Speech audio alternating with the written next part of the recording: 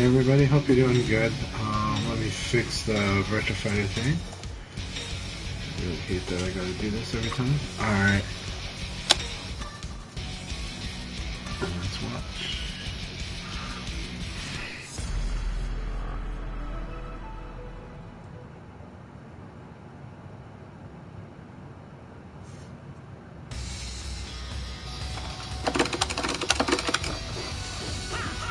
Alright. Let's do this.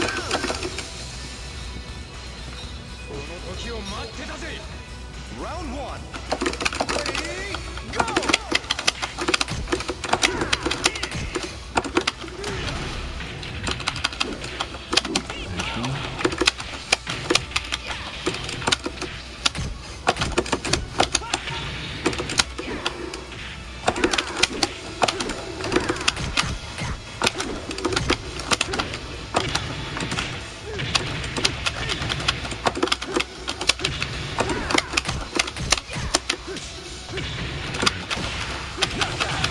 Good.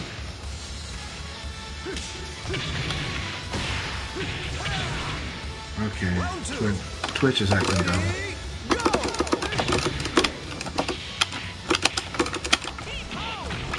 So I'm working on a few different things today, so we'll see how it goes out, how it pans out. It might be more difficult for me because of the stuff I'm trying to do. Round three. Ready, go!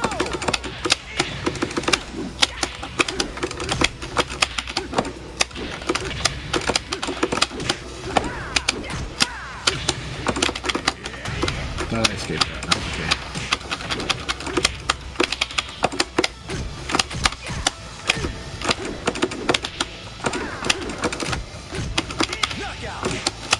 Okay. So I just botched the input there. That's all that is. Yeah, Twitch is way down. Okay, that was.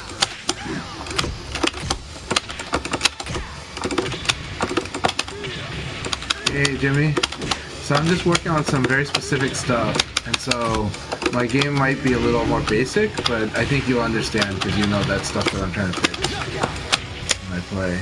So priority is less about winning and more about making sure I'm doing certain techniques more, and then mixing them up once I do. Yeah, same here. I'm training for the matchup more, so right now I'm not acting on the read so much. I'm just trying to fix my hands, fix my my options. So it's really good that we're training. Round one. Ready, go!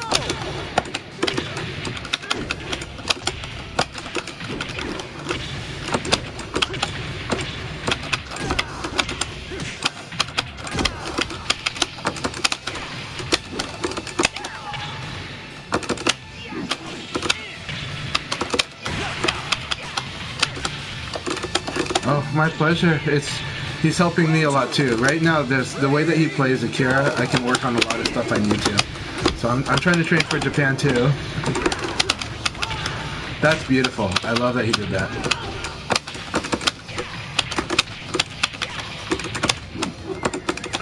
Jimmy is so amazing though. Like a lot of people don't understand how strong Jimmy is. So. Yeah, so he can sound like a parent, like I don't mind because it's totally cool. He's like an awesome coach.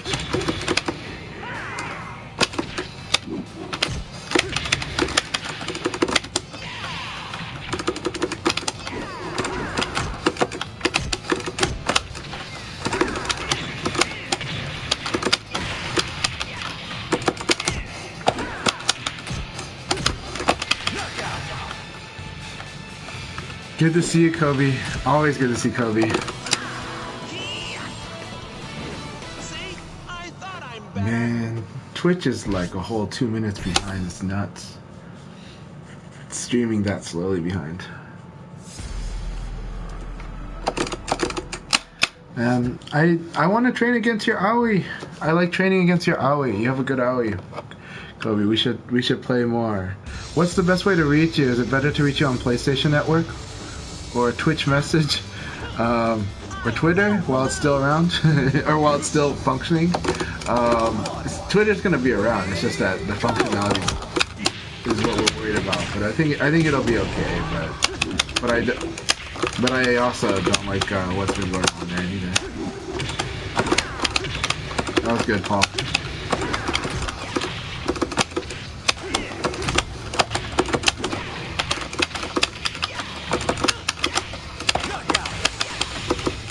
Need to do that.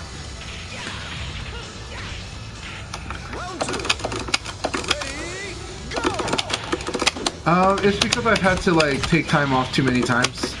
I think I was an affiliate though.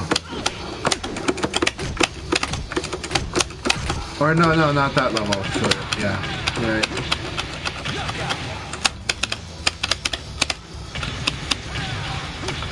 Costco's gonna keep you busy this week.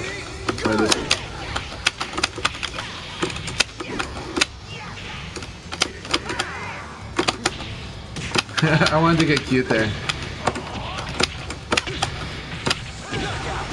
He never goes down. Okay, he knows that with me it's mid anyways. And that thing is so powerful on side turn.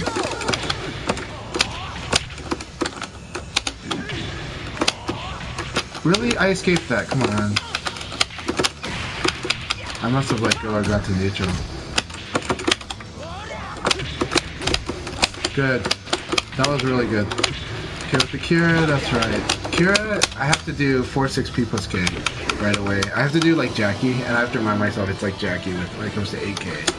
And so, because of that, yeah, like, you have to be really close up for 8K to combo against Kira, and then you also have to use 4-6P plus K. So I'll iron that stuff out, but right now my mental stack is loaded with very basic stuff. But I'll try to do more winning soon.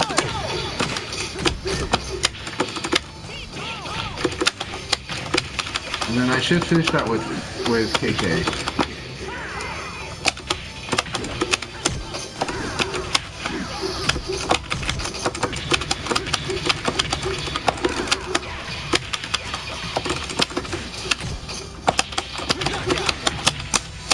My brain is wanting to do other stuff. That's okay.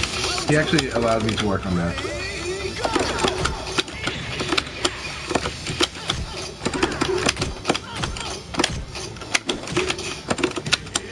Yeah. He knows, like, I wanted to date after that. Alright.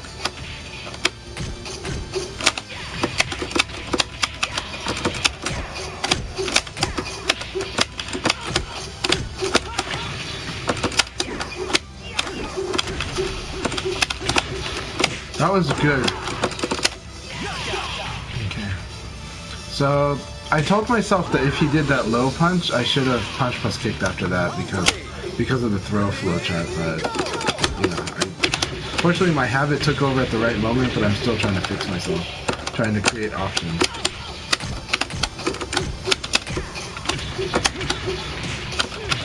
I see. Let's try this. Okay. Now I'm gonna introduce something fun for him.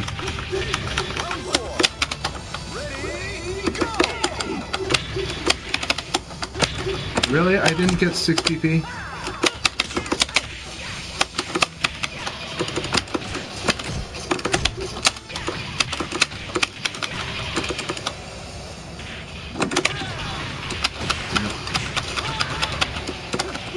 Good.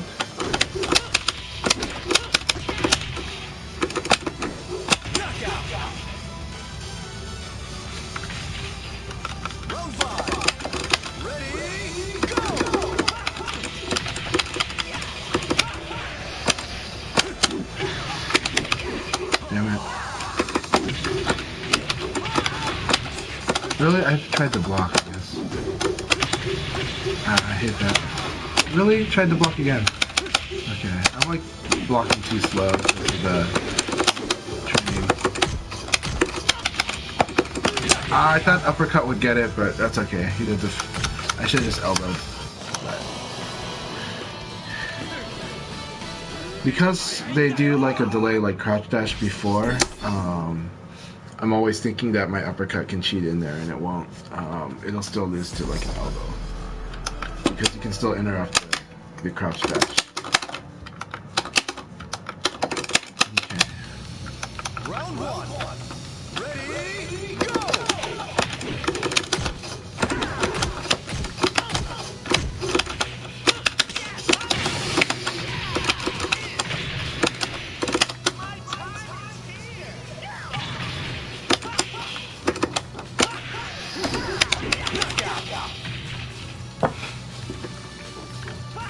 Round two. Ready, go!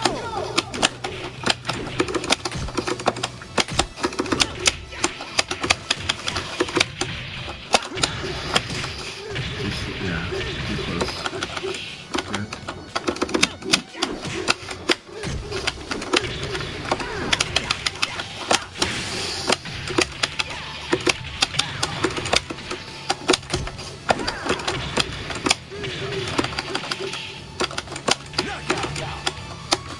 Okay. Until he's better at blocking rising attack, which might be what he's working on, he should lower his risk.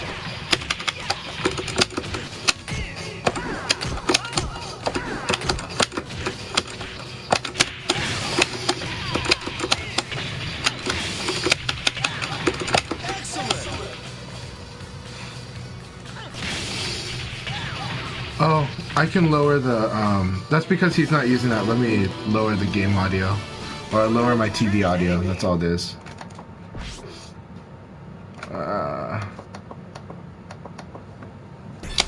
That should be better. It's because my audio is going into my mic, that's why. Like, because I'm using the PlayStation camera. So tell me if that sounds better. Yeah, it's just a matter of lowering the volume on the speaker.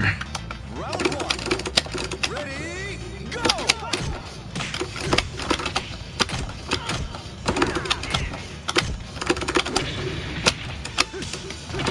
Good. Yeah.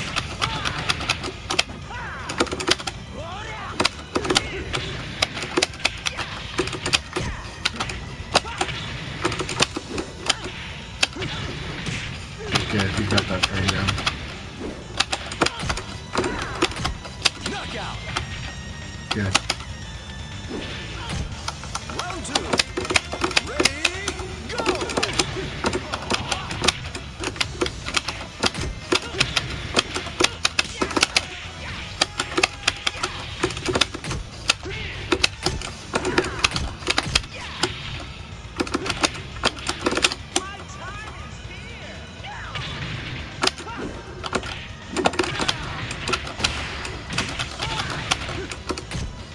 Knockout. Good to know. Round three. Ready, go!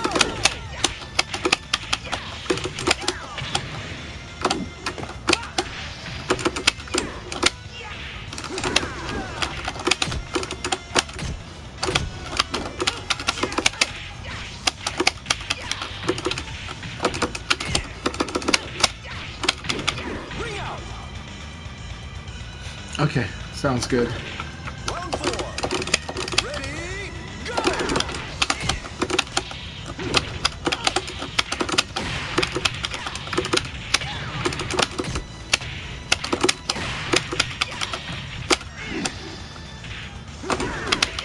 Knockout.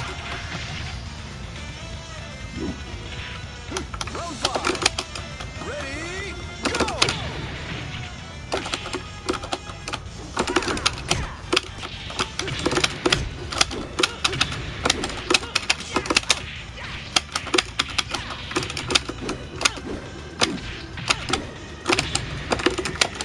Nice. Knockout. Like 3P plus K, I am almost always gonna evade after that. So doing like if I'm gonna evade, I need to do evade throw escape, and then I can buffer from there and do options if they do anything big. But mostly I should just attack. But still, he's mixed it up properly when I went for attack. So it's good stuff. But I need to mix up my evade with my attack options. Round one. Ready, go! That hurts when it hits my foot like that.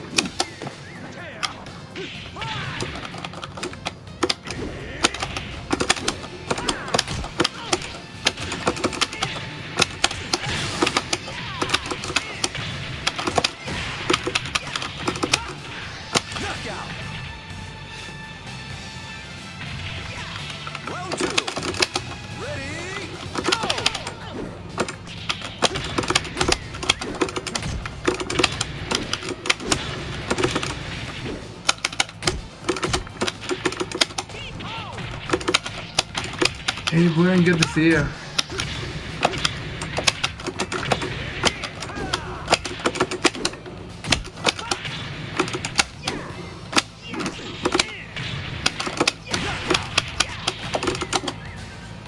Really good to see you, Blaine.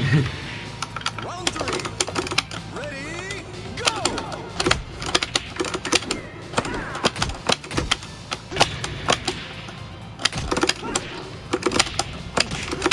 Really?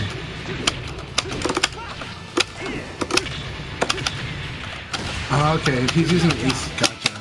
So he's using ECD. Okay, that's so punishable. Round 4. Ready, go!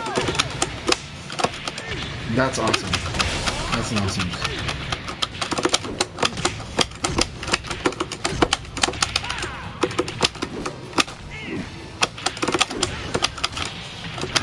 He's really doubled down on a bar. Okay, got it.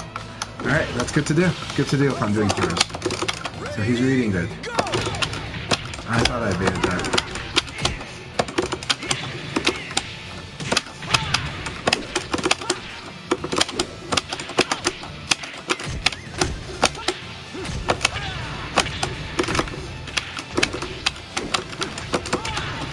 I'm having trouble inputting.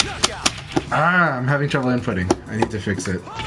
It's probably because I'm tensing up. So my hands are tensing up. I need to relax it. Because like I botched inputs about like 5 times in a row. And it's not like lag. It's what it is it's nerves. It's like you're tensing up because you're thinking of all these different options, but you're changing your mind on the fly. And that is a normal thing that happens in VF. You see it in offline play all the time. Round 1. Ready, go!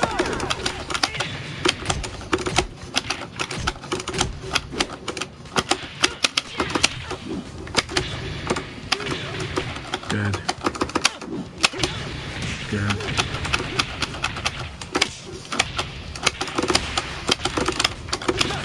I hate when you botch inputs. I got evade instead of throw. Round 2. Ready, go! And that's tense, that's nerves, it's not the game.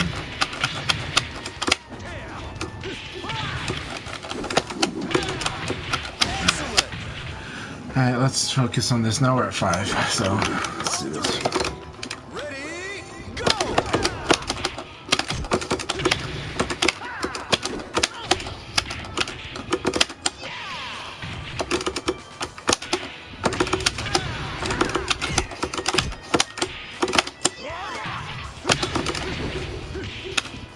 Very good.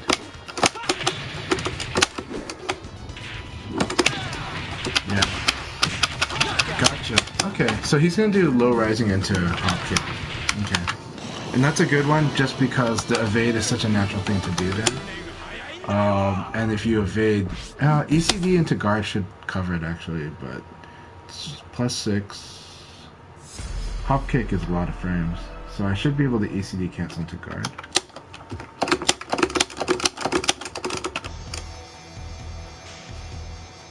I haven't seen Big CEO in a long time. If I did, I can't remember them today.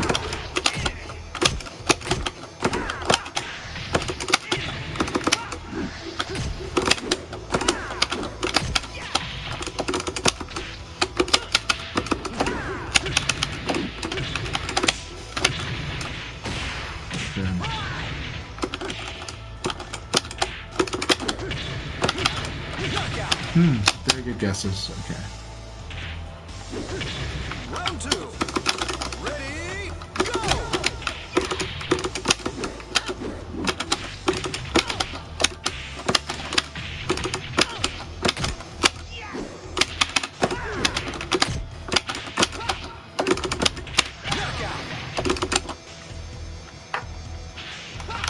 Round 3. Ready, go!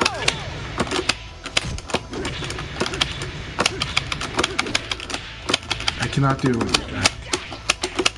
That's like what I want to do for a bit.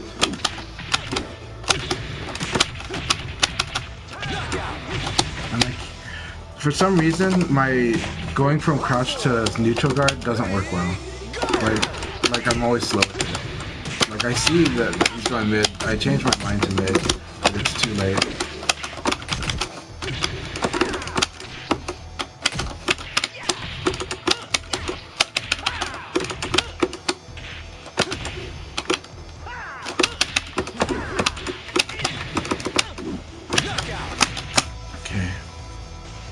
Alright, let's work on trying to win.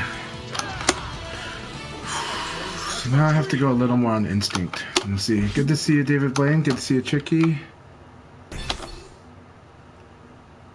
Well, that's odd. Twitch. I think I got a funny thing. That's really weird. There we go. Round one. Ready, go!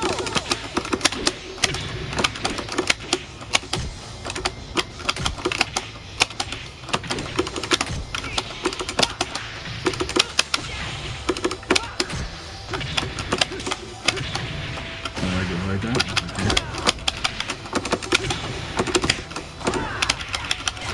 Okay. Knockout. Round two. Ready, go!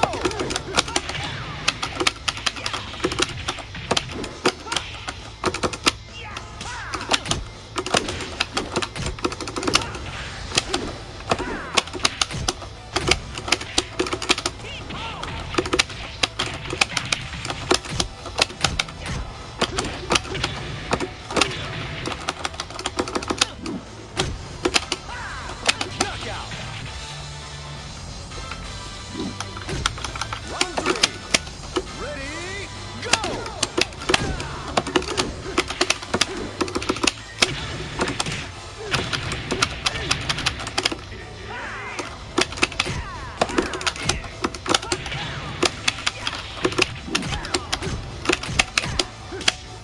Good.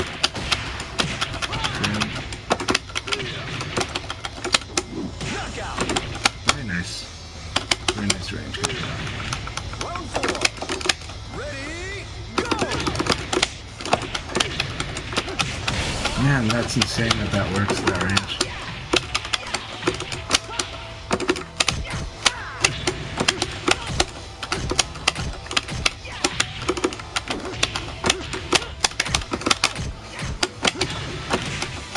I hate it when I screw up what I'm gonna do. That's okay. It's all good. That was me checking. I just need clarity of mind right now. There's too much stuff in my mental stack.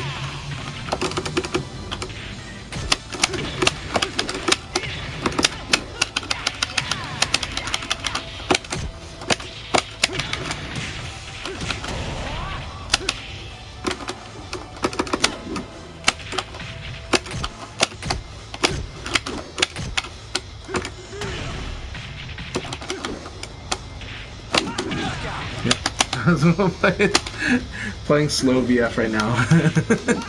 And it works really well because I am heavily mentally stacked. Because of the stuff I've been working on, that stuff is in my head a lot right now, and it's kind of like trying to execute while also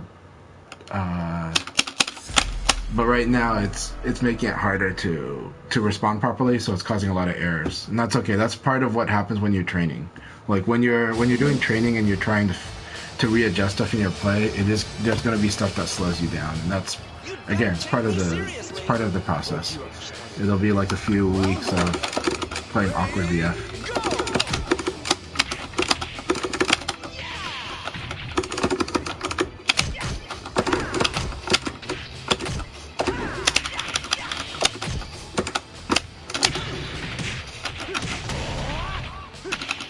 Good.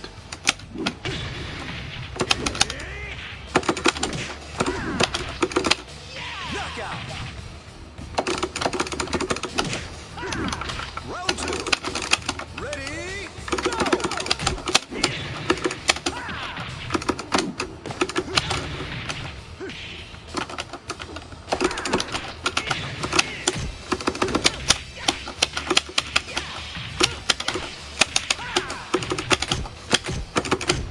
Knockout. Round three. Ready, go!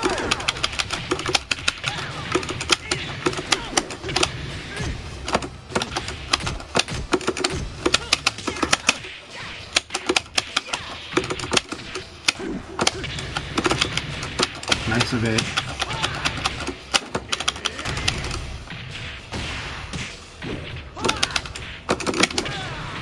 Yeah. up kick will be a good solver for a lot of things, unless I go like mid. Round 4. That's okay. It's mid. Ready, go!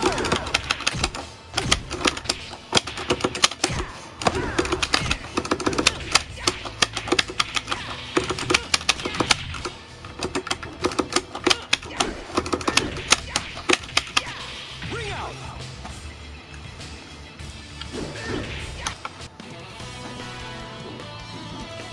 But I don't know Big C you won.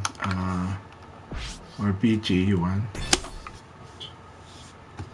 BJ you won. J1. Yeah, I don't particularly know them, but that would be awesome if you do find them. Round 1. Ready, go! Nice.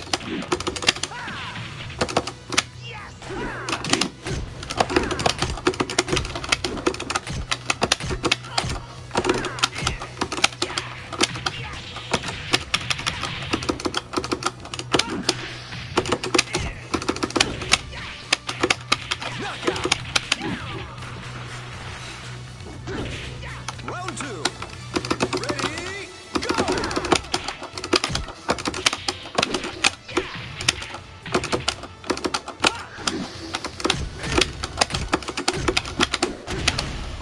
That was awesome.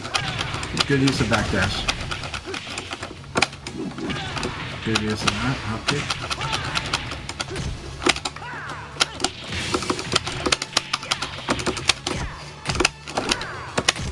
Knockout. Round 3. Ready, go!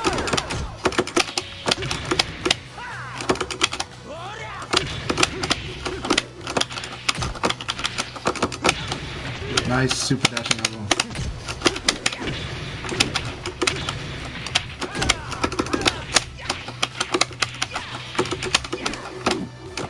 Knockout. Very nice. Round 4. Ready, go!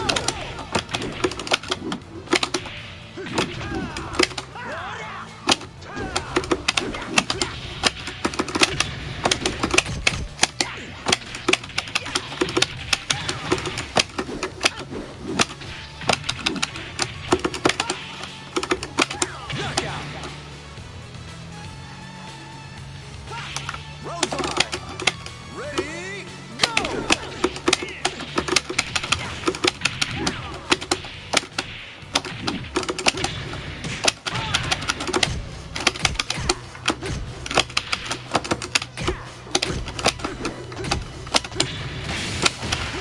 Can't believe that.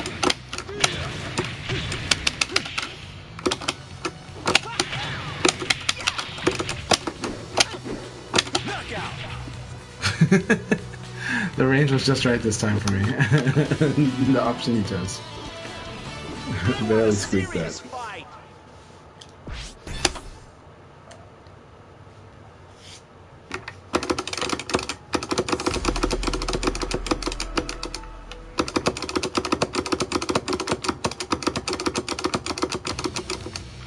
Round 1. Ready, go!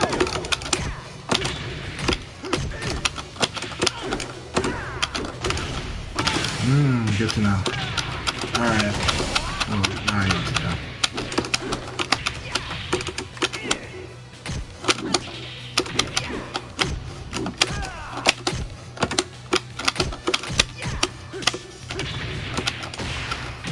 Knockout. Very good. Round 2. Ready, go!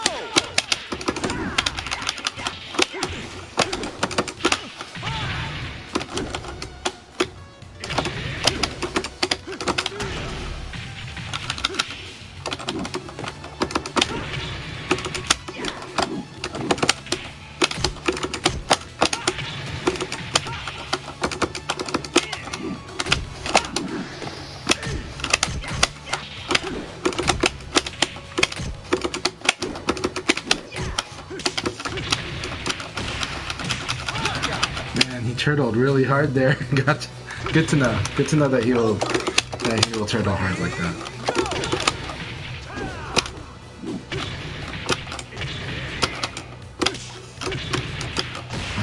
good sequence.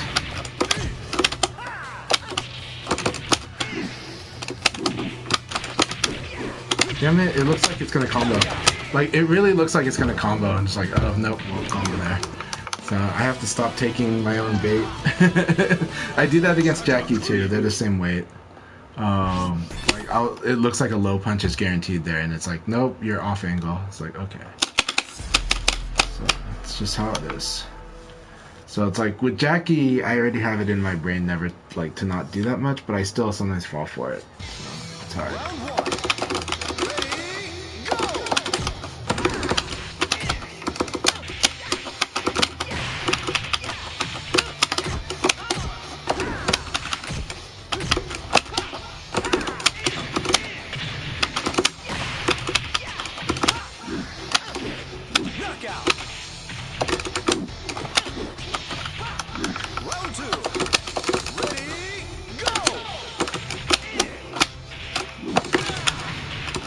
I always want that later bait, it won't work. Good. I tried to let myself get hit time. Try to like let go of buttons and then tap down, and if you can evade, that's great. If you get hit, that's okay. Nice super dashing elbow.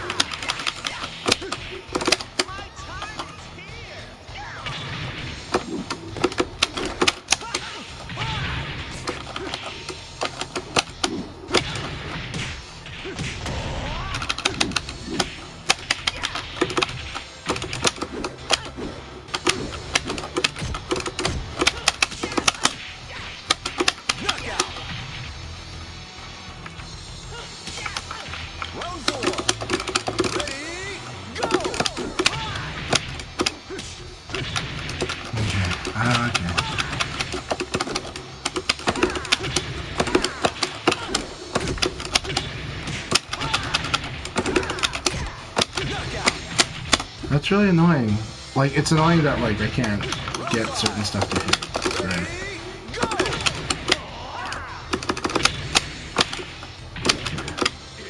It's like the acute stuff.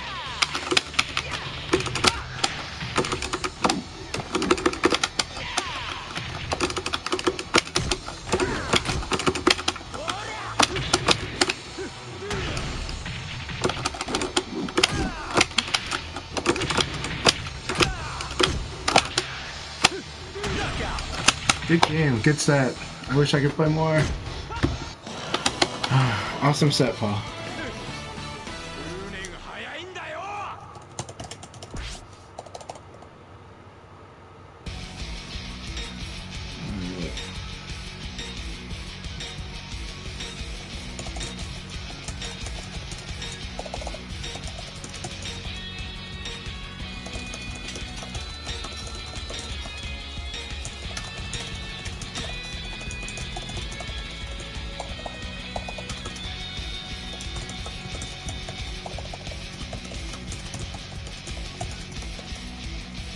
So what I was saying is that, no, not lucky at all. Those are really good. I'm working on stuff. It doesn't mean that I'm not competitive. I'm still very competitive, but I'm working on a lot of stuff.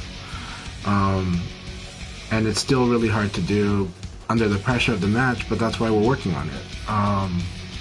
It also means that I'm heavily mentally stacked because of all the things I'm trying to do, and if I don't get them done, it's harder to relax, right? So if I don't hit the things I'm trying to hit, it's really hard, because then what happens after that is a lot of dropped inputs because I'm confusing myself a little, or I'm having to get out of my own head. But it's okay, because that's part of the training. Like this is something I'll be going through for long periods of time each time, but I have to do this for the 3 months training. So right now, some of the stuff is like just making sure I'm doing fuzzy guard in certain situations. It's a little tricky with you, right? Like, for example, a lot of people should train themselves to do down guard, neutral guard after jab, after being jabbed and they block the jab. But against you, that's very dangerous to do because you've been fighting players that very few players in the US that do it, but you've been fighting them. So one of your favorite flowchart options is kind of high jab blocked into guard break, just because of that. right? And it works not just because of the high level players, but because some of the other players are just very slow and are going to naturally stand in guard, while you probably do like an elbow, right, or a 3P. And so because of that, it's a really good flowchart against everyone. But it's like, okay, against Paul, more dangerous to do that. But the other thing, the thing that's really fun is working on fuzzy guarding if I get hit by dashing elbow. The hard part is I've been good at not getting hit by dashing elbow, aside from the side turn situation, which is a very different situation. That situation's harder, but because you're not supposed to fuzzy guard that one. But being able to just have the presence of mind going, okay, if I happen to get hit by a dashing elbow in the normal flow, fuzzy guard should be an option that I should be comfortable doing, but it's really hard, right? But that is something to do against AI, and I've been doing that, but in a real match it's harder. I had a lot of fun with what we were working on. So again, you're playing very conscious VF, so you were, some of the things that you were having trouble with, you did adjust for. So I would poke you because I knew that would kind of set up like a temporary defensive moment, and then I would do guard break, right? For most people, they should do that into throw, but you've actually trained yourself to kind of hit a button when you see a throw. And so that's why the guard break became a stronger option against you. And that's why you even got counter hit by the guard break, was because you were hitting a button as a response like it was a throw situation. Yeah, no, my hands are always like that. So I am playing seriously, and it's a really good sparring. So I'm not worried about that. I'm just like, okay, can I hit my goals? That said, I did like that after our last match, this match, you really tried to use evade less outside of very specific evade cancels. That's one solution, right? Was that, especially with Akira, is that if you can keep it linear and you're keeping it like pressure on attack and defend, that's just powerful enough. So that's one good answer. Half circular is still, well, like evasion is still really powerful, but you are doing it with evade cancels. And then when we get into evade wars, you're still better than me at that right now. Akira is really rough. Like that shoulder really messes a lot of things up because it takes high jab out of the equation. So the shoulder is so powerful on the side turn if done right, and you're doing it very good. Let's see. You did have a good answer for 4P. The hop kick is strong as long as your opponent doesn't switch to high and mid on situations where you do hop kick. That sounds obvious, but it's one of those is like, just remember that hop kick, the way you're doing hop kick now is really good. It's a pocket option. It's not something that you just bust out all the time and overuse. It's something where, okay, this is going to work on the opponent in these situations and I'll use it. Once they adjust, you take it away, and then you bring it back later when it becomes an option again.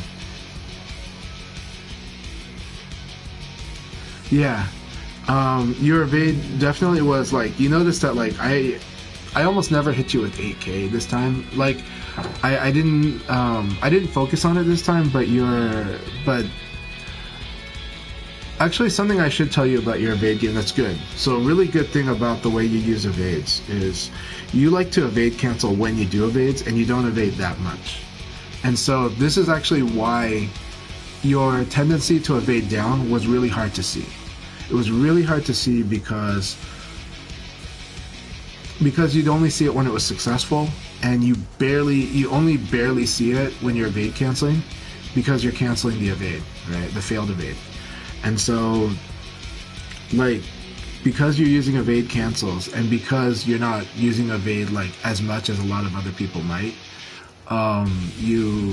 your evades are kind of actually disguised a bit. Like I have to watch like 2 full games of yours before I kind of have a sense of which direction you might even do.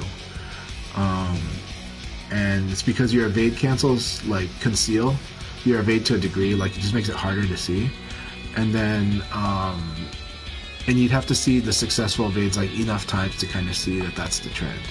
So it's a good thing. It's one where I'm just letting you know that naturally, because of the way you play your Akira, your evades is already kind of disguised. I mean, it took me a long time to realize that you like to evade down before. But yeah, you're evading up more this time.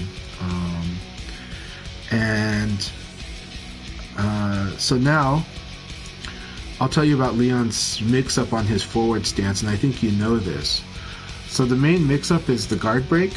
If he pressures you enough, but he's got to get you really defensive, right? He's got to get you like really focused on guarding.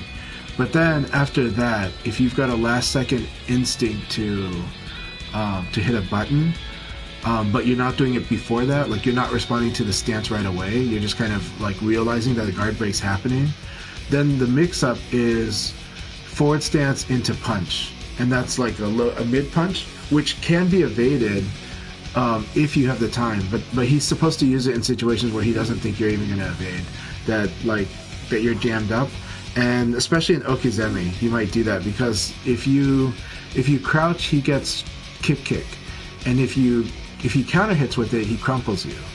And so in the Japanese, they work on mastering use of that move, of that stance. So like, let's assume you were going to go to EVA Japan, which I don't think you are, but let's pretend you were. Against Japanese Leon players, you need to be ready for that forward stance because they use it so well. They mix up the punch option with the guard break a lot. Yeah, feel free to ask a question. I'm listening.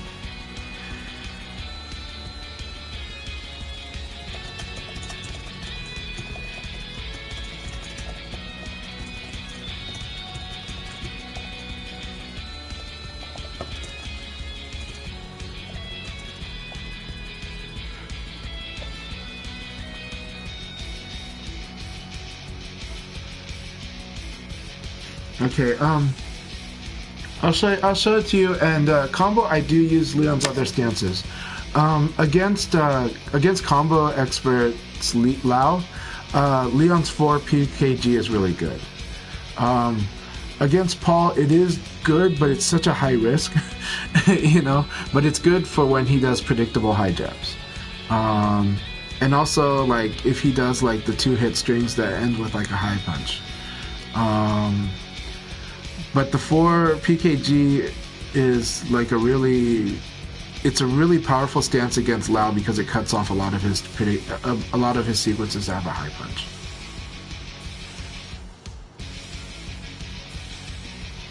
Okay, so dealing with your shoulder. Your shoulder. Okay, so there's like 2 things people need to do when dealing with Akira's shoulder specifically, because Akira just has so many good options. One is they gotta learn how to play safe around it, meaning like not to, like, one, they have to use less high attacks when the shoulder becomes like an option, and so that means like for example, Rental Animators uses elbow against you a lot to kind of stop that.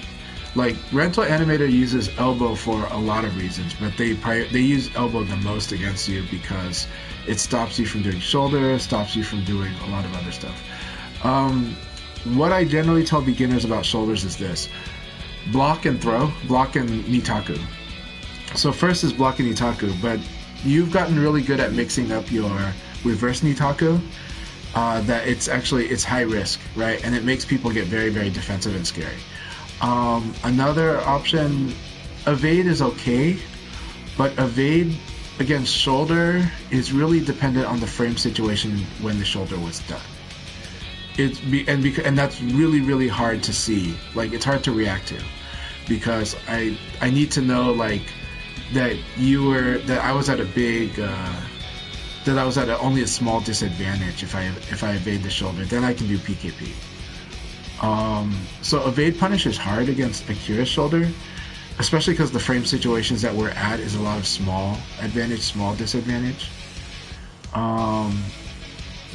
But typically with shoulders are very similar to like Jackie's counter hit uppercut.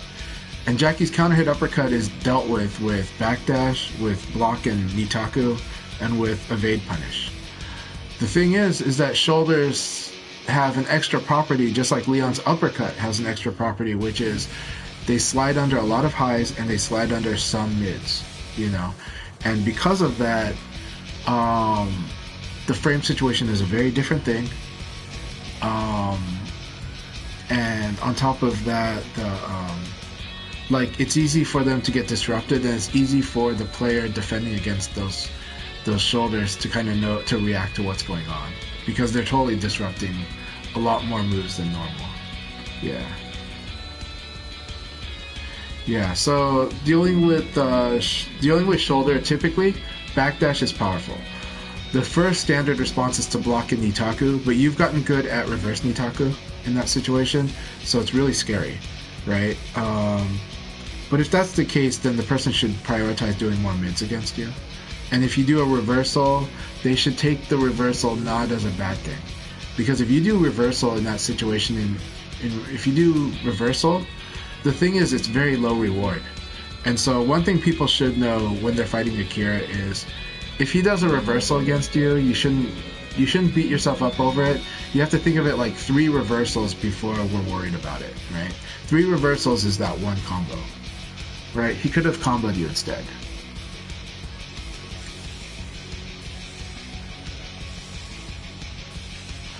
"3P on mid." Okay, so yeah, let's use training mode as an example. Okay, so 3P on mid is a funny move.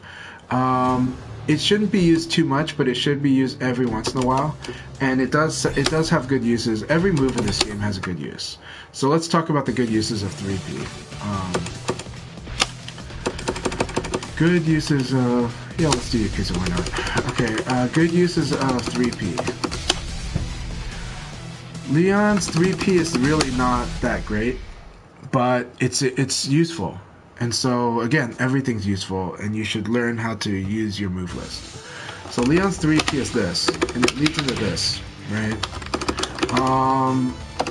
It is, the best use of it is what I did against you. When you did, so when you did, like, when I evaded this is the best use, right? And even then, it's hard. Like, I need to have a counter hit side. Do you see that? Look, did you notice, like, how it did nothing?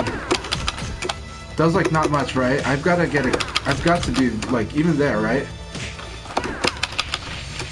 It's got to be counter hit side, right? Just for you to do a low. So, a slow linear low. That's the best use of it, because that will lead to a combo, right? It will lead to this, right? And I think I can even do more. So let's see if I can do more. Nope, I can't. So the best use is that. Okay, so reverse Nitaku. Reverse Nitaku is you doing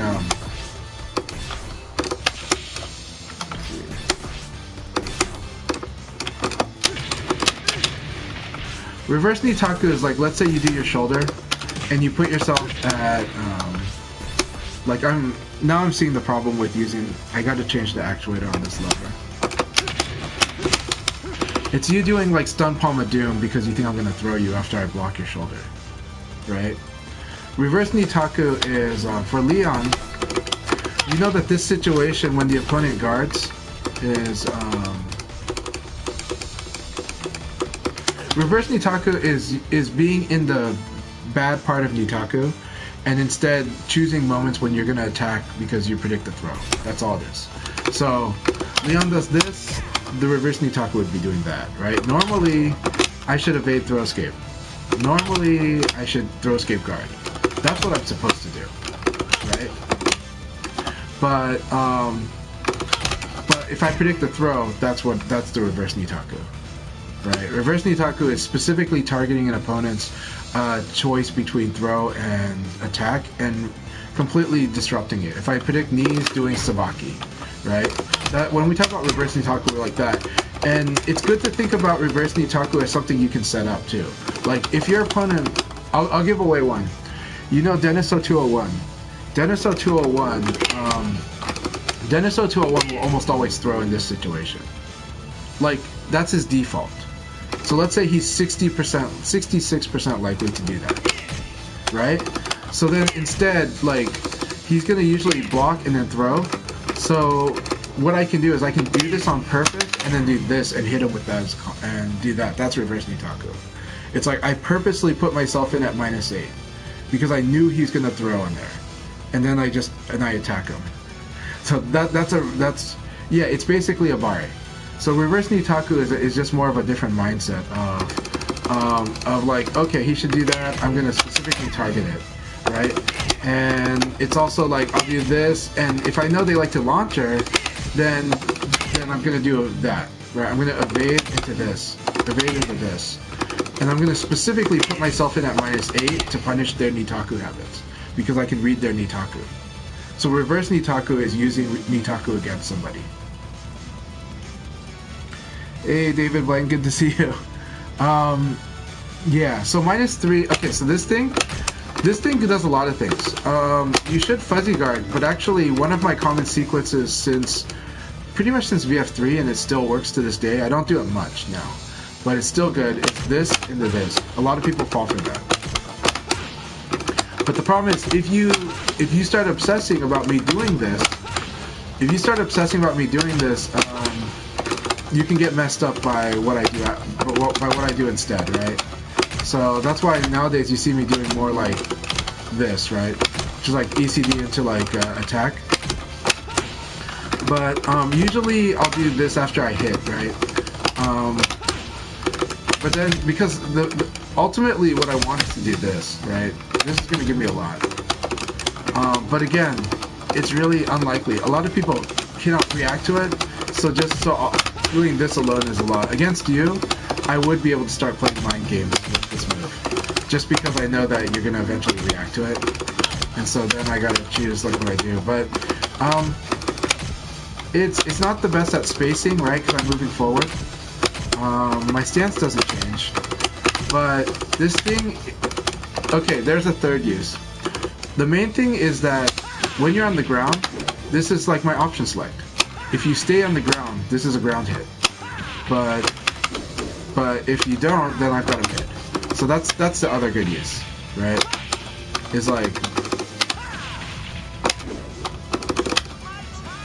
right?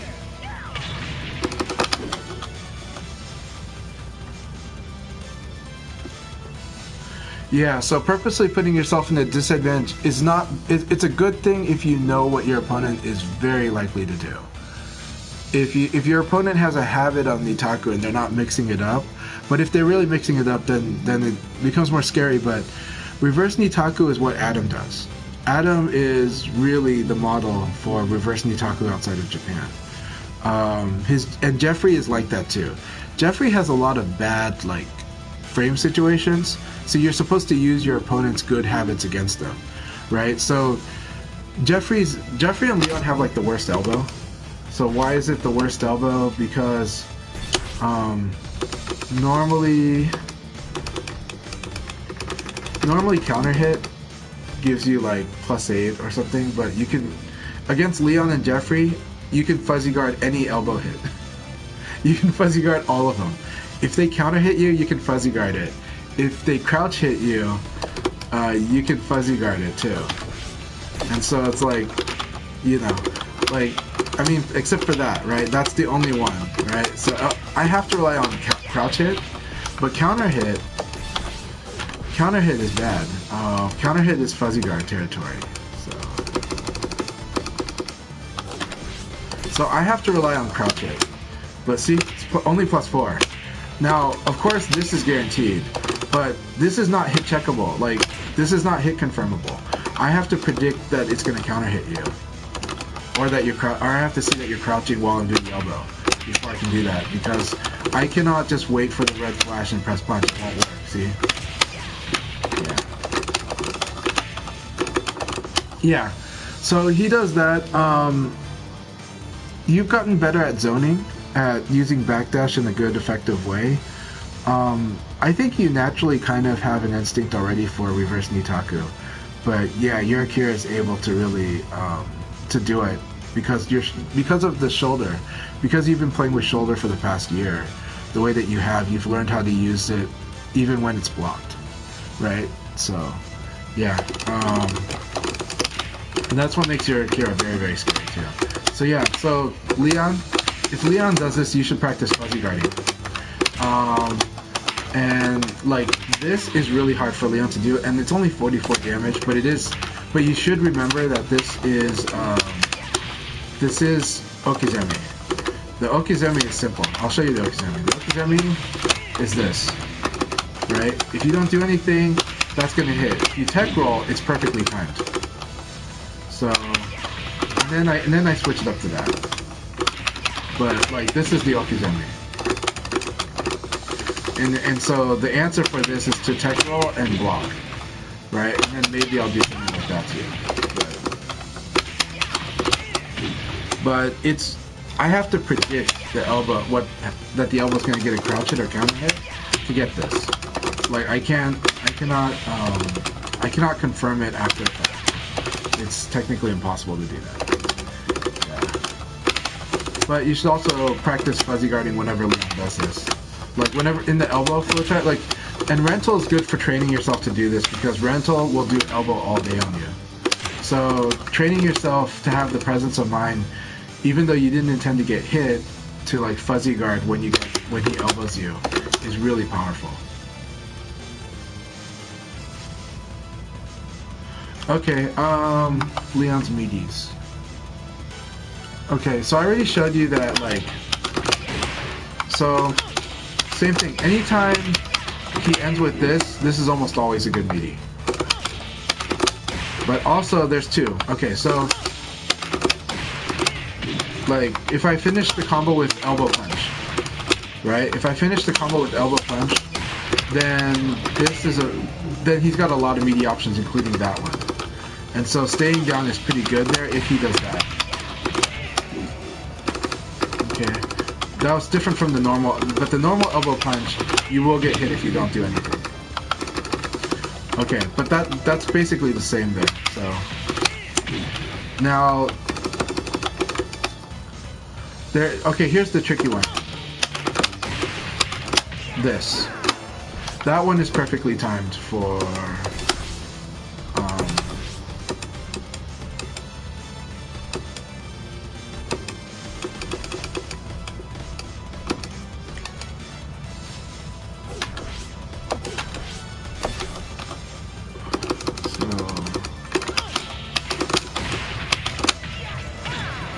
Yeah.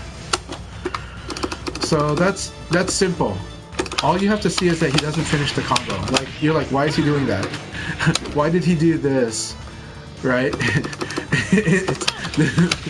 A friend of mine couldn't understand why people kept falling for this, right? Or they couldn't understand why people kept falling for this because it's such a giveaway. And then he's setting up. But it's the same with like Go, right? Go does. If Go knocks you out with like uppercut hook, if he finishes a combo with uppercut hook, you should never tech roll because he can do max charge 46k, right? Or he can do he can do his kick, and so it's the same thing. In this case, yeah, but this one's easier because it's just Leon not finishing the combo. So if Leon doesn't finish the combo, you need to just stay down. And then you can punish him. You can do a rising attack. And then from the rising attack, you can do your flowchart, like your hop kick and whatnot. So, yeah. Right. But like even here, right? Counter hit. Right? So after he pounds, it's after he does the bounce. Yeah, it is hard. You'll get used to it though. It took even Dennis 0201. It took him like a month to not fall for this, and he still sometimes falls for it because a lot of he's like me, probably like you. He picks his options pretty fast. Like he already knows what he wants to do way early. After like while you're comboing me, I know what I want to do. So But we just have to learn to wait. And I think Texas Leon did this to me like 3 times yesterday.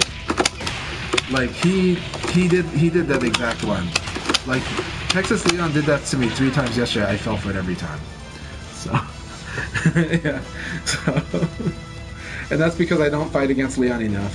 So it's one of those, you have to train it into your muscles. So yeah. So another, yeah, reverse Nitaku. Anytime you're in like this, right? If you saw that if I counter hit you with this, you do need to be defiant. In my opinion, your reverse Nitaku with Akira should be stun Pomadou. And the reason for that is because if we're in this close situation and you see me doing like this, right? Like jab into crouch dash throw.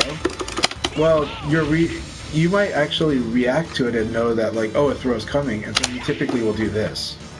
But if instead you were doing stun palm of doom, that's so much more damage, right?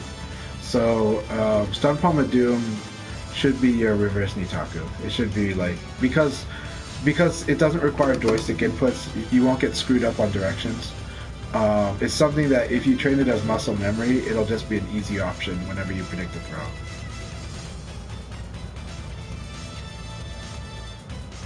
Okay. Okay. So most opponents elbow. Okay, so the elbow fuzzy thing.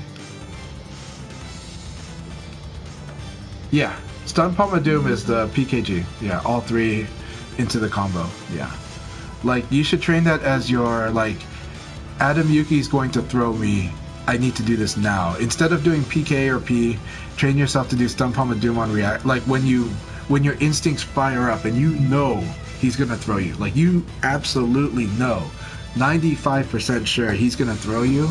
Then you train yourself so that that's your reaction. That's a really high damage thing you can do without screwing up with inputs. Because if you do inputs, you're too late.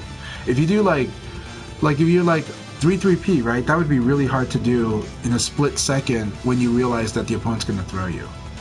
But PKG doesn't take any time at all. It takes the same amount of time as doing PK or P.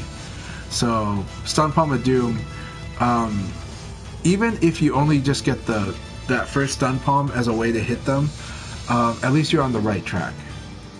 Yeah. So I recommend Akira players use stun palm. That's why Leon should do this, right?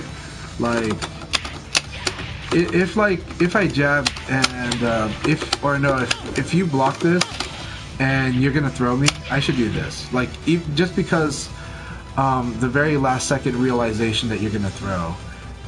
Sometimes I got free jabs from it, right? That's normal. But wouldn't it be better to do that, right? To get combos. So.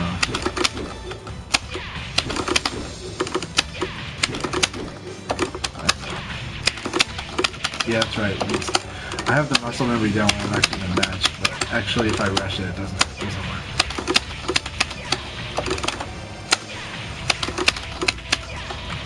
Right, much better than this. So, now, that said, this is very good reverse Nitaku. Sometimes the opponent doesn't realize, but I've seen you, like, react and, like, fuzzy guard or do something defensive. So I've seen you, like, guard and freeze up when somebody hits you, so that's why I have to do throw, right? And so that's why reverse Nitaku with like this and the throw is really good. So reverse Nitaku, you can do jab into flowchart if you want, but if you get good at doing like something like this or stun palm of doom, it's pretty clean and it's really scary. But again, jab flowchart is a very valid reverse Nitaku option. It's just that the risk still sucks though, because doing this means you're potentially not going to get the throw, and so your only damage is this. But also, what was the risk? The risk in reverse Nitaku if you did jab was that they were going to launch you with knee, right? So the risk was they were going to launch you with 3-3-P or with the knee and do a huge amount of damage to you. So you got to make up. So your reward needs to counter the risk, and so your reward is stun palm of doom is pretty good damage. Okay, elbow fuzzy. Just means that like if do you see like fuzzy is -4, -5. Crouch dash fuzzy is really good. So if Leon hits you with elbow, you should just fuzzy guard. If Leon hits you with this, you could also crouch dash guard. So if Leon hits you with this, you should be doing fuzzy guard.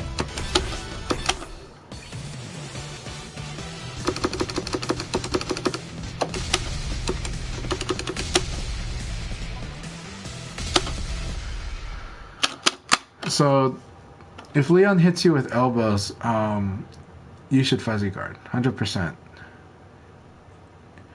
And then you'll deal with everything. It's the same with, like, if you do this against Jackie and Sarah, it's very strong. The problem is that Sarah can do like counter hit, elbow, that'll guarantee a lot. But even then, just fuzzy guarding when people hit you with elbows is pretty good.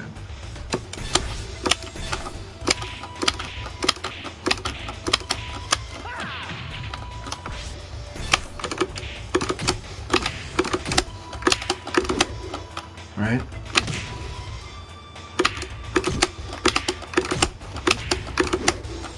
Right?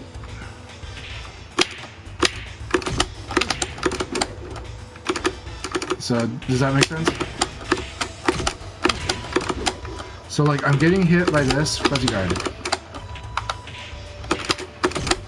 Even if I got counter hit, I was able to fuzzy the next thing, right?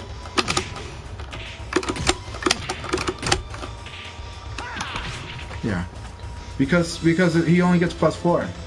Everybody else has much better, right? Everybody else has way better. Like, let's set... watch what Akira gets. 3P +5. Okay, they should fuzzy guard. But Nitaku, right? They can't fuzzy guard after this.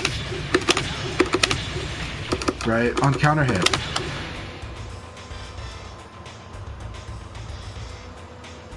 Yeah. So you and I, we have to train, because Adam's level is fuzzy guarding on getting hit. And what he observes about you and me and some others is we're not doing it enough, right? So PK, right? PK, you should fuzzy guard. If you get hit by a PK, you should fuzzy guard, right? Yeah.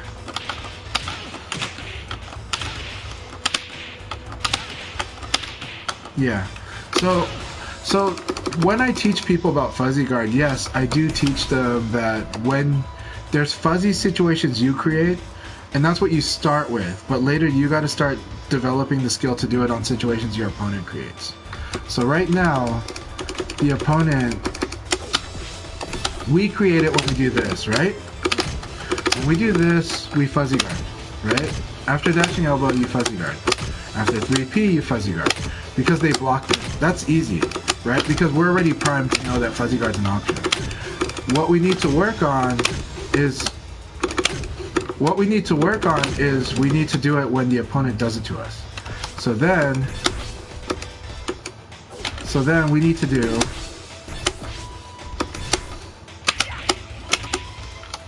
so this one, right? Okay. And this is hard. And this is standing. This is 2G into 3G into 5G.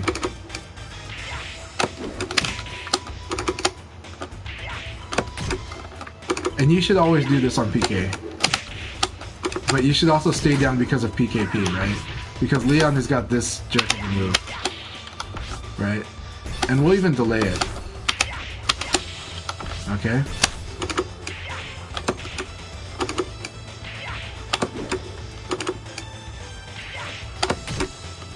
So against Adam's Jeffrey, you need to do it against every time he PKs you. You need to train yourself to fuzzy guard and then switch. So here's the thing with Jeffrey. You need to be able to fuzzy guard Jeffrey, and then you need to switch it to ECD. And the reason is because Jeffrey has a low throw. So Jeffrey's low throw is like the best answer to fuzzy guard. You know, like fuzzy guard gets killed by low throw. So then ECD will definitely make it not, like, will make you win against the low throw. But you got to start with being able to fuzzy first. And Adam, yeah, he might punish your low throw or your fuzzy first, but let him punish that before you change up.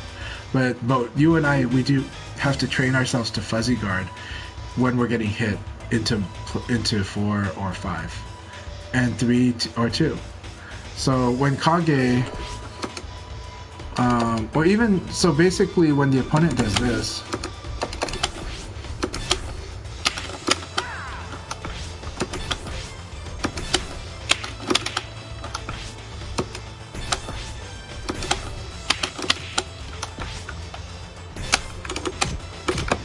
right, we need to do We need to train ourselves to do this.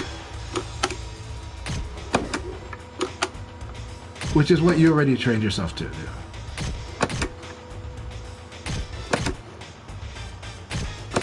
Yeah, so guard, the reason, Paul, the reason your guard break is scary is because I can't fuzzy guard. So, like, I don't even really, I do fuzzy guard, but I try not to fuzzy guard certain ones because for you, you like to do jab into guard break if the opponent blocks. And so then I had to train myself to kind of, you know, use backdash or use evade or attack, you know, or let go of guard, which I've done many times against you, but yeah. Yes. Yeah, so I am just doing,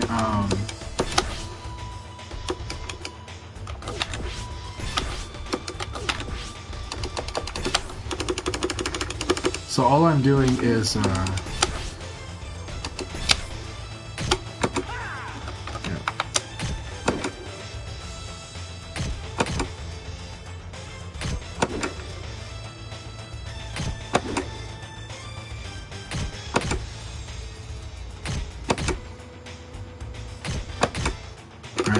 that's all I'm doing. Yeah, and then similarly, the PKs depend on the opponent. So you have to, like Leon. Okay, so like against Leon, if Leon does PK, you have to do this. You have to do it this way. If Akira does PK, you have to do it like that. Because Akira has like +5 or something. +5 or +4.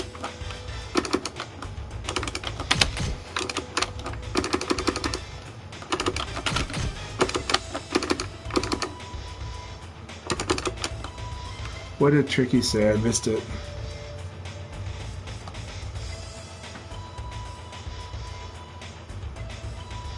Yeah, so Tricky will do this, right? That's really good.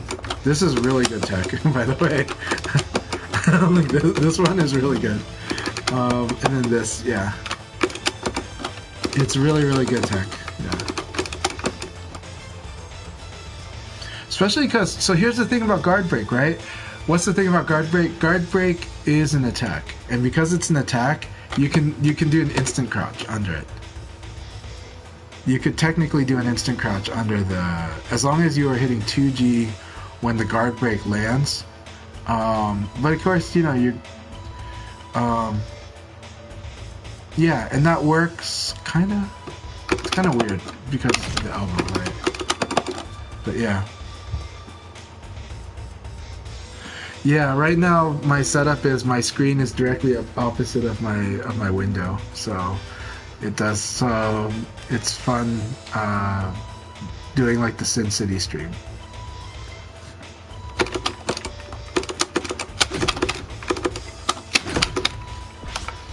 I still can't believe Stun Palm of Doom is freaking like Nitaku. You know, it's like, that's such BS. It should be guaranteed punish.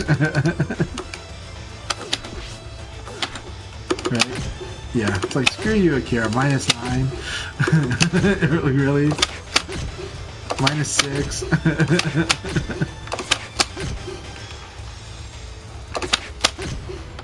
What the hell?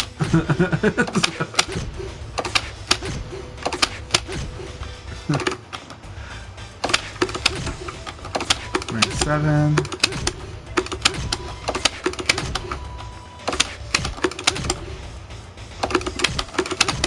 Oh, okay. Okay, because of the way this move works, it will throw away the frames because of the crouch dashing.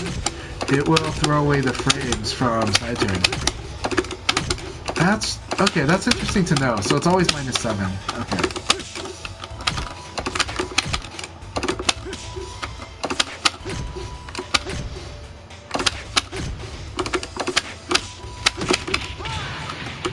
That's so mean. That's really mean.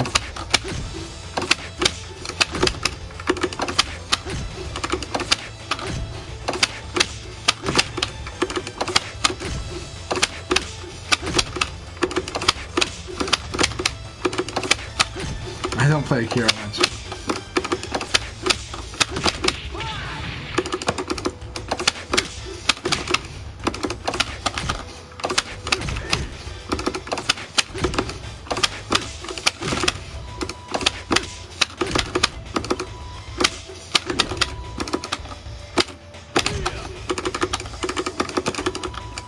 Yeah, I know, because it's a mid, and so you can't crouch it. You can reverse it though. Aoi can reverse it, that's the cool part. So, at least characters that can reverse two-hand punch can reverse it. So, but yeah, because of the frames. Because it's -10. Yeah, -10 with the +3, right? And from crouch.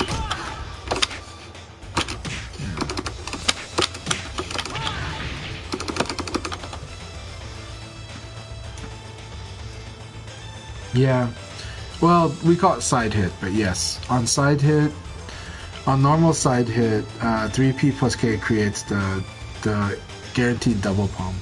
Yeah, because the opponent needs 3 extra frames to guard, and they need 3 extra frames to evade, and because it's a mid, they can't crouch it, right?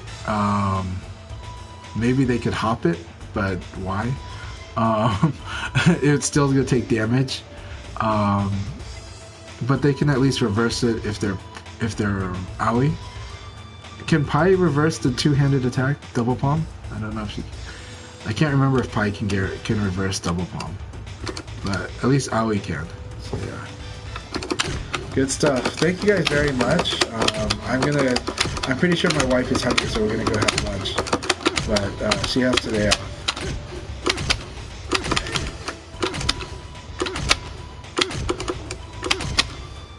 He only has this.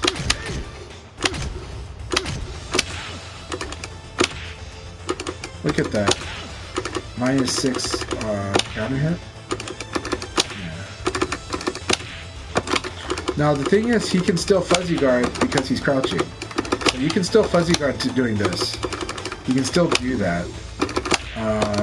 You might want to hold this longer, but yeah.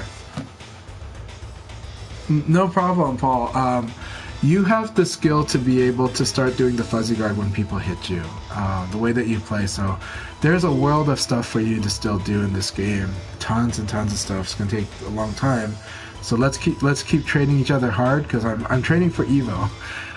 The problem with Evo is I can't do Rocky Montage in Japan because I'm gonna arrive like right before Evo, and I have to be busy with my family the day before Evo. So I just don't expect to do well in the tournament, but I'm going there, yeah, to play in the tournament, but to have a lot of fun, meeting the community, hanging out, and doing all kinds of awesome stuff. That's what I'm there for. But I do want to train to at least be able to fight with them and to be able to benefit from the experience there too, and to be stronger. So it's a wonderful goal, and I'm going to train hard for Evo. But yeah, but I have to do the way in advanced training, because the Team Strike First guys, they're gonna be at Evo they're gonna be in Japan for a week before Evo, so they're gonna do the full training and shopping, but they're gonna be playing in the arcades, playing on Final Showdown, you know, and it is good to train on Final Showdown. I would say actually it works well, because if anything, the only thing I felt with Final Showdown that's different between Ultimate Showdown and Final Showdown, aside from maybe that like there's a slight speed difference because of the PS4, is that wall combos. I have a much easier time doing wall combos in Ultimate Showdown, and that's what we're playing the tournament on. So if you can do it on Final Showdown, usually you can do it on Ultimate Showdown. There's only a couple things that might be the reverse, and they're very, very, very few. Pretty much everything you do in Final Showdown works in Ultimate Showdown. No problem. There's a lot of concepts to learn in this game, so don't worry. There's plenty more after you have the fuzzy guard. You've got more. You've got the Goroshiki. You've got ECD, which you've already done, and evade dash cancel, which actually would benefit your Akira a lot. And then you've got even more. You're doing reverse Nitaku now. You already kind of naturally did reverse Nitaku because you used shoulders so much in the past. And so I think shoulder actually taught you how to do reverse Nitaku. Because you're constantly putting yourself in that minus situation. But that said, it might not have been optimized reverse Nitaku because your opponents were unsure of what to do, including me. So yeah. Combo expert, yeah, I plan to play Chibita because I plan to play everybody. You know, we plan to hang out. So, my views on fighting game tournaments. Maybe because Virtua Fighter, since I've been around, has always been about gatherings. Playing with the best players as buddies, not really just like, oh, I'm going to go to that tournament to beat them. Yeah, we go to the tournament to win. But this game is so much about like how well you yourself grow as a player. While that can be said about every fighting game, this game really is like you only get better by being like holistically better in the game. You know, like you have to be better at the fundamentals and you have to be better at the advanced, and then the detailed knowledge, like, you know, becomes huge after that, right? And so when I go to a tournament, if I only went to play the matches in the tournament, that's not worth all that money and all that time and resources. It really isn't. Even if it was paying a lot, the odds are so rough that it's not worth just doing that.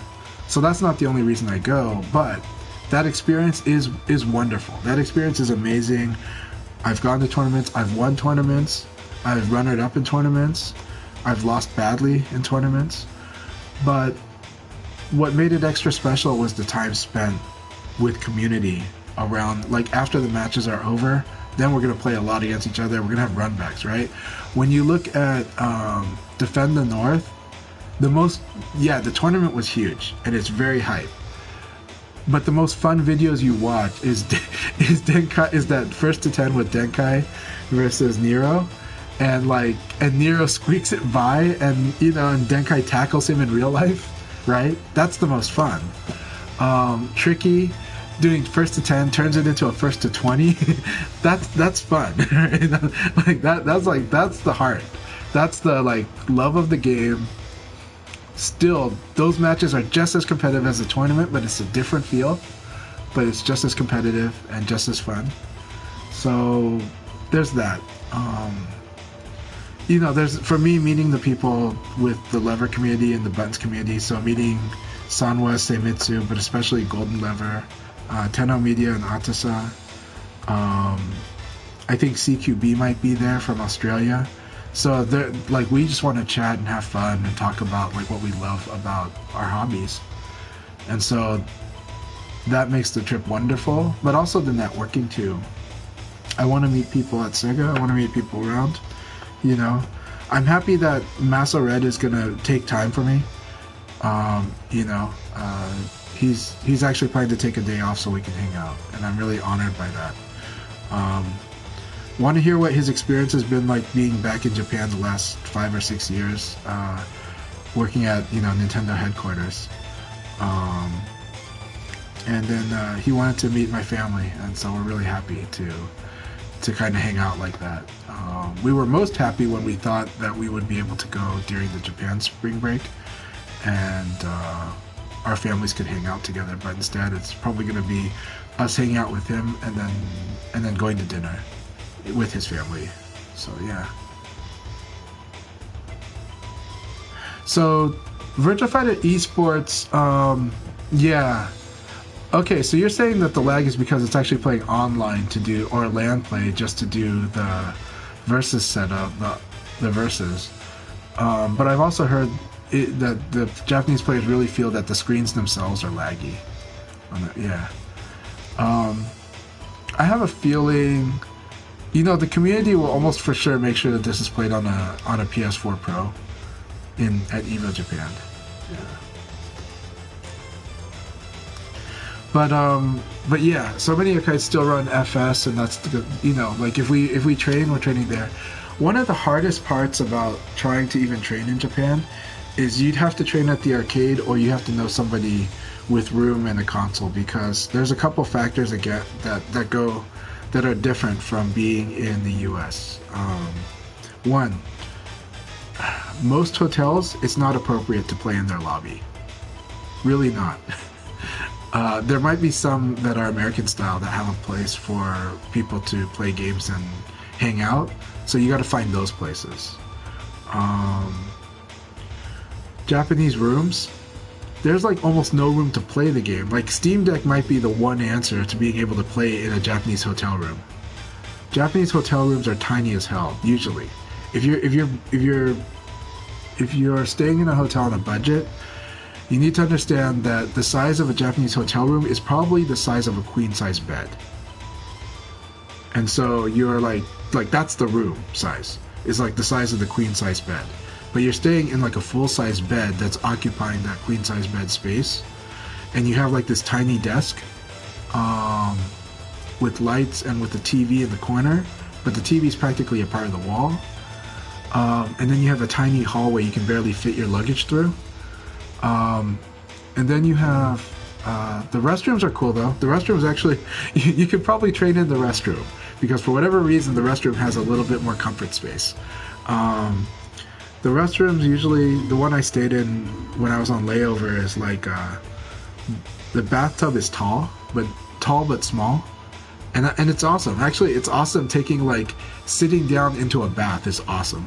You know, like as if you were sitting in a high chair, like as if you were sitting in a normal chair, and having like that much room as a bathtub. That's pretty awesome. Having a big ass door that you can like open to walk into it. Yeah, I like that. The toilets are notoriously cool. So yeah, I'm not gonna stay in a capsule, but it is gonna be hard to play VF in the room, and so I'm not even bringing a console. I'm just bringing an arcade stick, and I'm trusting the community. But what I would say is for people that do go to any tournament, it's usually good to get a lot of sessions in if possible. Doesn't matter who. A lot of people do want to have secret tech, and okay, if you're GT or Adam or Nero, yes, you should maybe avoid playing some of the you should play only certain Japanese players, and you know, or train in private, but or go to someplace random that people don't know that's what you're doing. For them, for me, I should absolutely be playing in the Japanese arcades all week long, just so I can like have a chance. But for them, they're good enough that they can take wins off of really strong players. So there's reason for them to hide their weaknesses, you know. And that's partly why GT was able to perform so well. I mean, he performed so well because he's really good. He's really amazing. But that's why he's able to do upset wins in some of the big tournaments at the time. Was, you know, to not really play against certain players until like the tournament. But they'll figure you out, you know. But for me, yeah, have a lot of fun.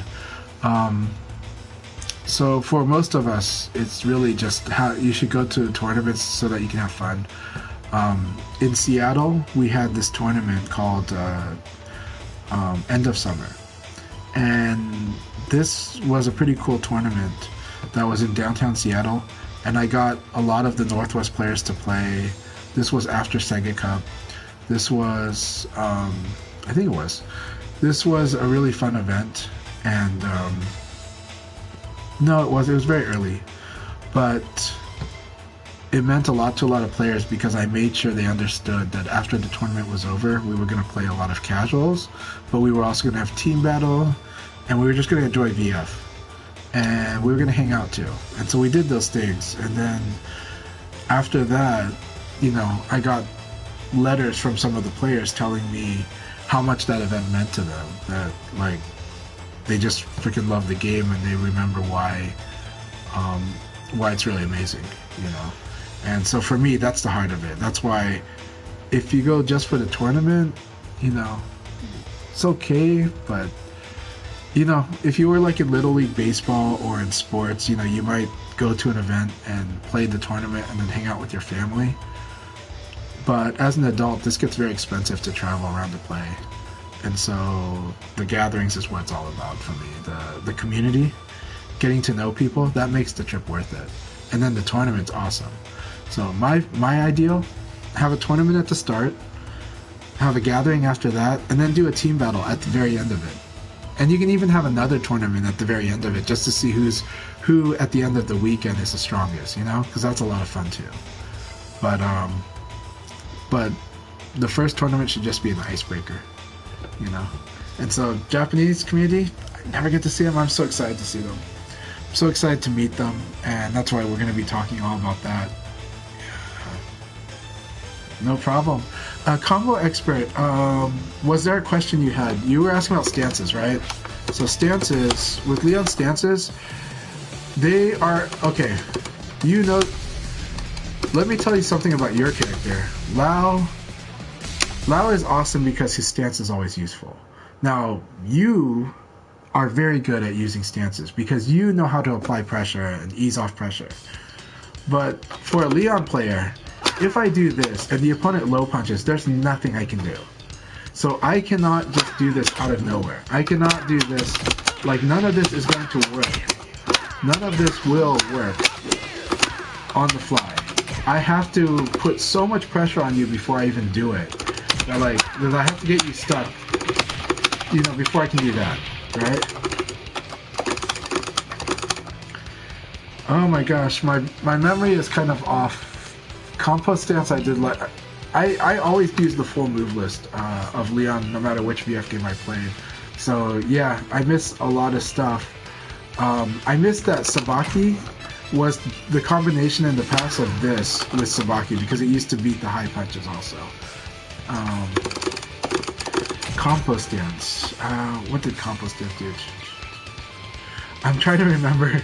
Like my memory has like faded on compo stance, but I do remember using it all the time. But yeah, so combo. So I'm a huge fan of. Okay, so let's talk about Royce chocolates.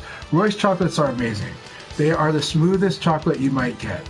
If you're in the Japanese airport, even on layover, they sell them there, and they will sell. They will even have. You can even get them in cold packs to preserve the coldness because you're supposed to refrigerate Royce chocolates. Royce chocolates are made from Hokkaido milk, and I've given them to lots of friends and they've fallen in love with them. But they are different. You don't eat these like normal chocolates. They're a little powdery on the surface, but the main way to describe them is they're very smooth. And once you've had it, you know what that means. It's almost like gelatin, but not. it's firm chocolate, but it's smooth like gelatin.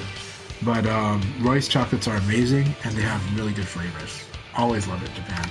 And they make wonderful, yes, they make wonderful gifts.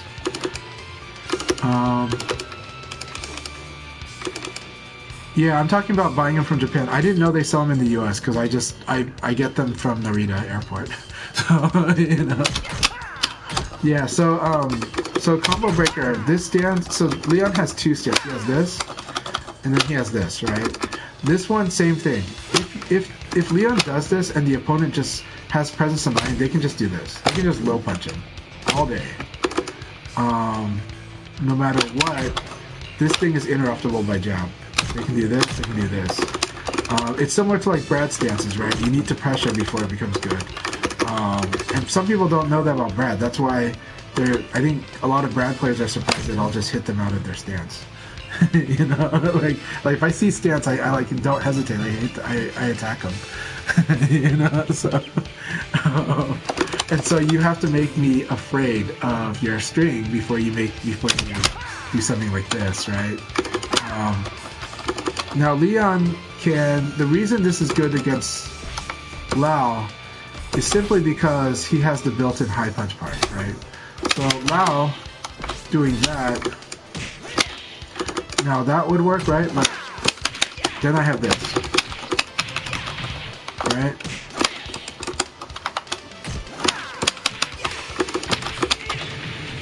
So this is why it's good against Lao.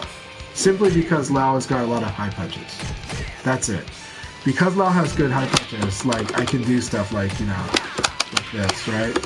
And then I can also do this, right?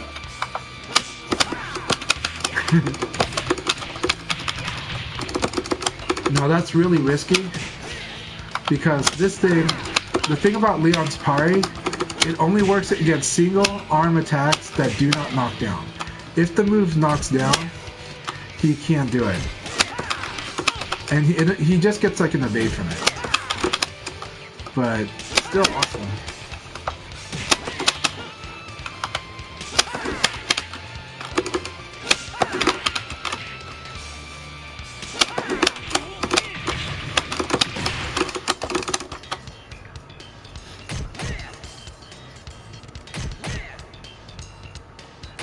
Yeah. I didn't know that. Okay. I didn't know that. Let's see. So you can do this.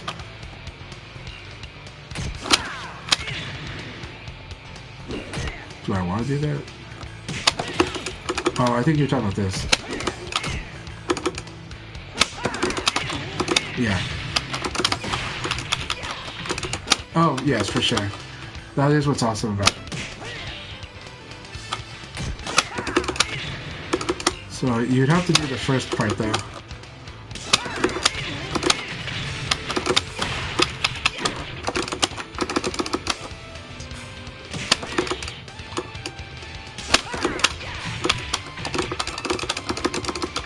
Yeah.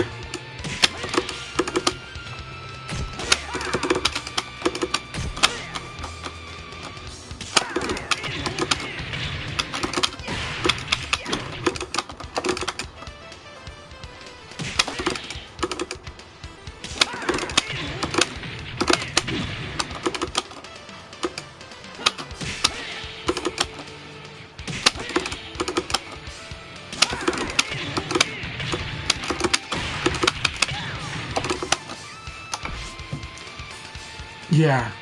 So the punch parry is really a powerful thing against him.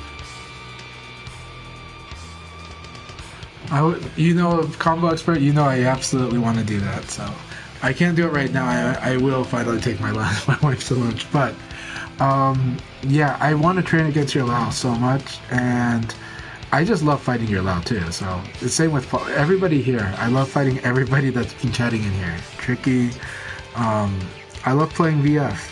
And I think that's really important too. I think a lot of things get personal, and I don't think they should be. I think there's the game and then there's life, And I think when we're playing the game, we can enjoy them all. So a lot of people take a lot of things personally, and I feel like everyone is fun to fight against for me. I don't really care about the stuff outside the game, like if we're having good matches, So yeah. But Combo Expert is so much fun to fight against. I mean, Combo Expert is, right now, out of all the players that play Lao, Combo Expert is the Lao player that tries to maximize Lao's stance game, and actually the whole move list.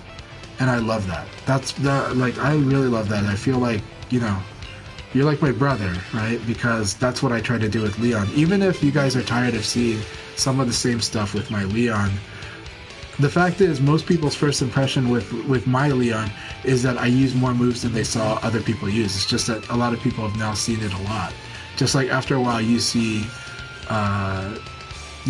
Lao's stances like a lot after a while if you fight Combo Expert. But the fact is we both still use like a huge chunk of the move list, And it's just that I could do more uses of it though, Just like, I am using this move more just because this will punish people that evade to the back, because you have to evade to the front for this move. This is a very popular one in Japan, and also for people that watch Japanese matches, this is very popular, because it will stop people from evading to Leon's backside so much, and it's relatively safe.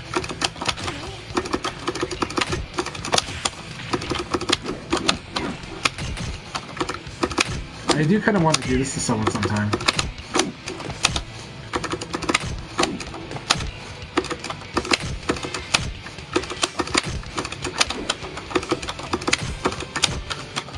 It's always fun. So it's always funny, like buffering and crouch backdash when you go back to it.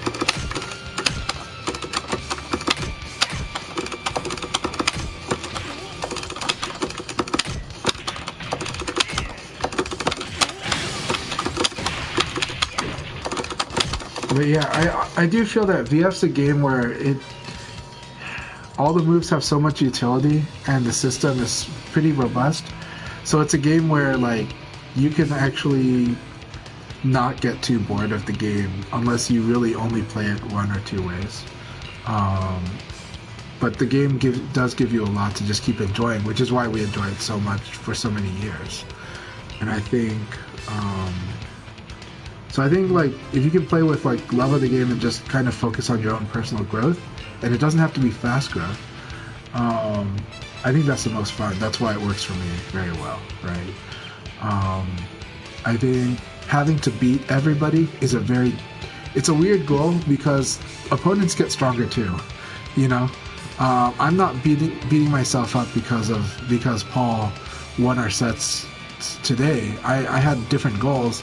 I am playing Paul to try to win, yes, but I had a bigger goal than winning, which was I need to work on these techniques, and I need to get used to doing it under the pressure that Paul puts.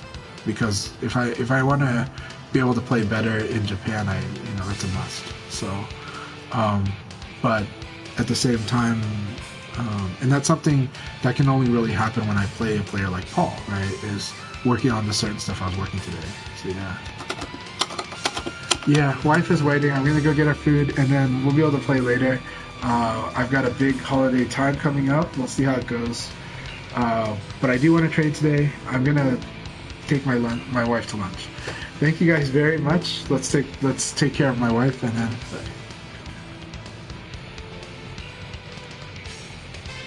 Yeah. Exactly. So I think I have wins against the best players in the world. It doesn't mean much.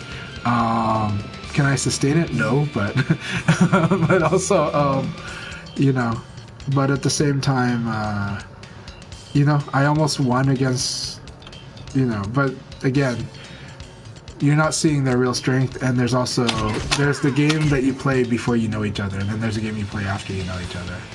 And VF is such a conversational game. So it's just better to have good conversation. So you got to keep working on your speech. So you got to keep working on how you talk the talk and how you play. And the fun part, there's a lot of fun in making plays. There's a lot of fun in overcoming tough matchups, and then there's a lot of fun when your opponent overcomes you, and then vice versa. So, I don't get bored of playing against most players. So, there's always something to work on too.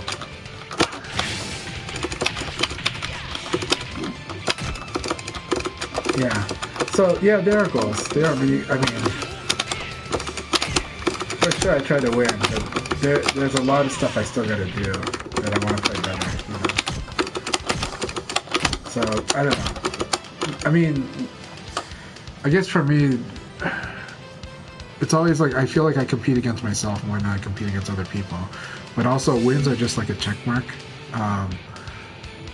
But there's a lot more meaning in each win, too. So, and that's. Yeah. But I guess that's just kind of my mindset. I don't like losing either. Trust me, I don't.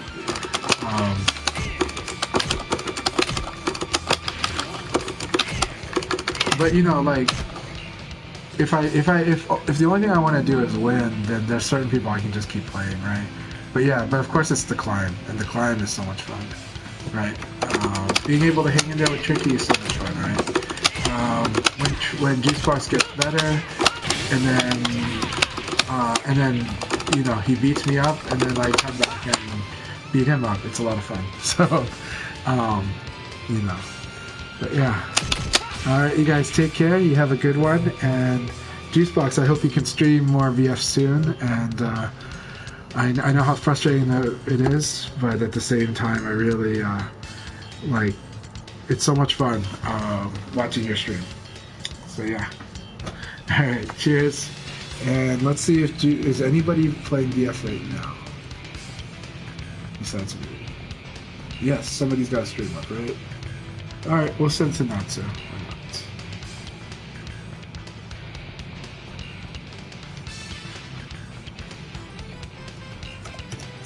But yeah, I'll be back on later to play. I hope so tonight. So yeah. Also, tonight, Akai is doing minor leagues. You guys should support it. It's fun helping them out. It's fun watching them. Heck, it's fun betting on things like that too. So, because that is sometimes the most stressful part. Japanese player Yosuke, one of my friends, when he came to Portland, and we just sat and watched like casual play at VF. You know, the most intense moment for him was watching the casual matches and just like, because you have a hard time predicting what people will do. And you're just like, oh my gosh. Like, oh no. It's like, oh, he's going to win. Oh my God, he lost it. You know, so that was so much fun watching our developing players fight each other and then watching how much stress Yosuke had following it. It was really, really fun. So...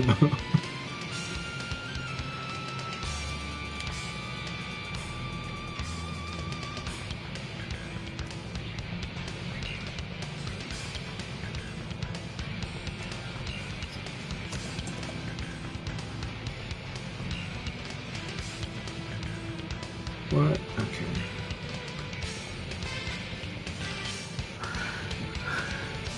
Right now it is it's 1:52. This is gonna be, my wife and I are starving now, so it is true that my stomach's rumbling. So, but thank you guys very much. I love having you guys in here, and I wish we could fight right now more, but I better take care of my stuff. So I'll catch you guys soon.